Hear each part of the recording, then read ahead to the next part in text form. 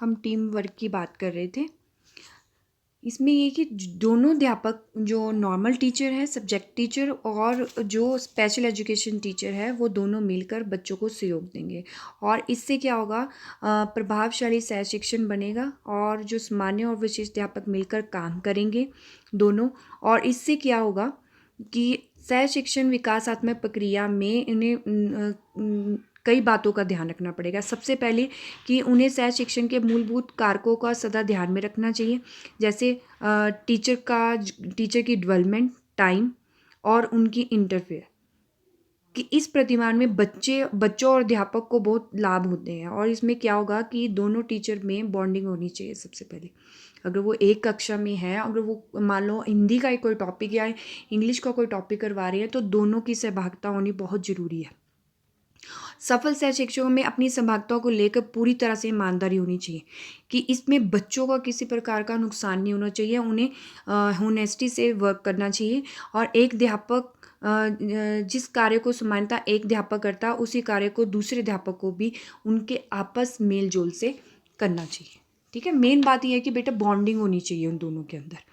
अगर बॉन्डिंग होगी तभी वो आपस में काम कर पाएंगे।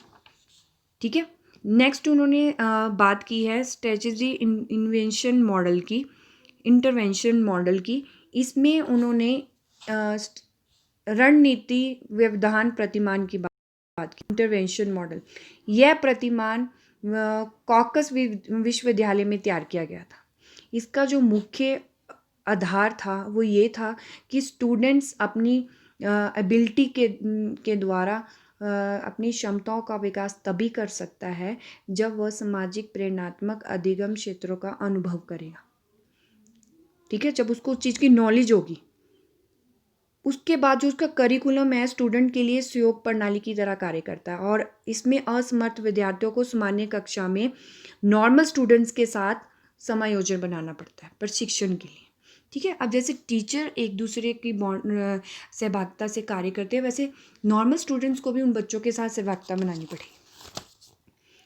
ठीक है, इससे क्या होगा, इनको 3 चरणों में बांटा गया। सबसे पहले यह है कि जो नॉर्मल स्टूडेंट्स हैं, नॉर्मल टीचर हैं और स्पेशल अध्यापक हैं, बच्चों को करिकुलम की जानकारी देंगे। फिर उन्हें करिकुलम की क्या उपेक्षाएं हैं, क्या उनका बेनिफिट है, उन्हें नक्शे के भांति उन्हें समझाएंगे। फिर उनकी कार्यनीति तैयार करेंगे, यानी कि उनकी पूरी प्लानिंग करेंगे और कक्षा की क्षमताओं को पूरा करेंगे। सेकंड स्टेप में वो करेंगे कि जो टीचिंग है उस पर जोर दिया जाएगा, जिससे शिक्षण में पहले पूर्व ज्ञान प्रशिक्षण किया जाएगा। फिर उसमें लेसन प्लानिंग द्वारा जो पाठ्य योजना द्वारा तैयार की जाएगी, जिससे बच्चों को चैप्टर यानी कि अपना टॉपिक एक्सप्लेन किया जाएगा। ठीक है, और इसमें जो सामान्य और विशिष्ट अध्यापकों में उचित तालमेल का संयोजन होना चाहिए और विशिष्ट बच्चों को अधिगम सहायक सामग्री उपलब्ध करवानी चाहिए, यानी कि उनको मॉडल्स के द्वारा और या के प्ले मेथड के द्वारा किसी भी तरह उनको सामग्री उपलब्ध करवानी चाहिए। और अध्यापक बच्चों की आवश्यकताओं व समस्याओं का समाधान करने के लिए हमेशा रेडी रहना चाहिए।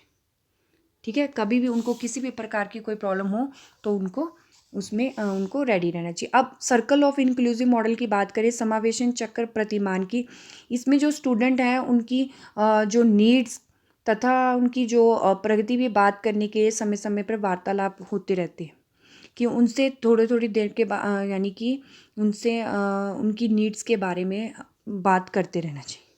ठीक है, इसका जो आधार है वो क्रियाशील पर डिपेंड करता है, जिनके अनुसार बच्चे तभी सीख सकते हैं जब वह स्वयं निर्देशित हों तथा उचित अधिगम वातावरण हो, यानी कि उनका जो एटमॉस्फेयर है वो उस अधिगम के अंतर्गत आता हो।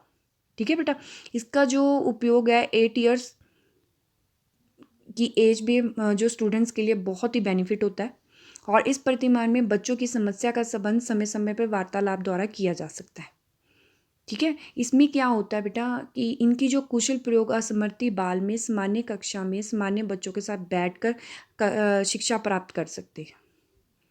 और समावेश सभी बच्चों के उत्थान के लिए कार्य करता है, लेकिन प्रतिमान बच्चों की शैक्षिक आवश्यकताओं की पूर्ति करता है। और इसके लिए सबसे जो मेन आधार है वो जैसे कि हम पहले भी बात कर चुके हैं कि इंक्लूसिव एजुकेशन के लिए उनको मोटिवेट करने के लिए पेरेंट्स के साथ साथ अभिभावक और टीचर्स का भी बहुत ज़्यादा अधिक सहयोग होना चाहिए।